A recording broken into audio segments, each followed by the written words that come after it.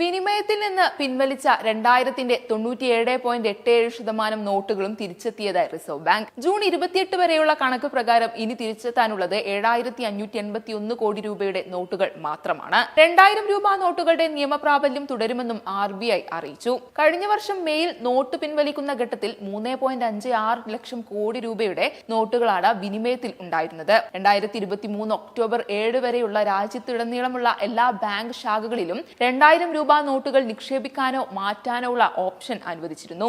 RBIയുടെ issue ഓഫീസുകൾ വഴിയും തപാൽ മാർഗവും നോട്ടുകൾ മാറിയെടുക്കാൻ ഇപ്പോഴും സൗകര്യമുണ്ട്. അഹമ്മദാബാദ്, ബാംഗ്ലൂർ, ബേലാപൂർ, ഭോപ്പാൽ, ഭുവനേശ്വർ, ഛത്തീസ്ഗഡ്, ചെന്നൈ, ഗുവാഹത്തി, ഹൈദരാബാദ്, ജയ്പൂർ, ജമ്മു, കാൺപൂർ, കൊൽക്കത്ത, ലക്നൌ, മുംബൈ, നാഗ്പൂർ, ദില്ലി, പട്ന, തിരുവനന്തപുരം എന്നിവിടങ്ങളിലെ 19 RBI ഓഫീസുകൾ വഴി ബാങ്ക് നോട്ടുകൾ മാറ്റാനാകും. 500, 1000 രൂപ നോട്ടുകളെ പിൻവലിച്ചതിനെ തുടർന്ന് സമ്പദ് വ്യവസ്ഥയുടെ കറൻസി ആവശ്യങ്ങൾ നിറവേറ്റുന്നതിനായി 2016 നവംബറിലാണ് RBI 2000 രൂപ നോട്ടുകൾ അവതരിപ്പിച്ചത്.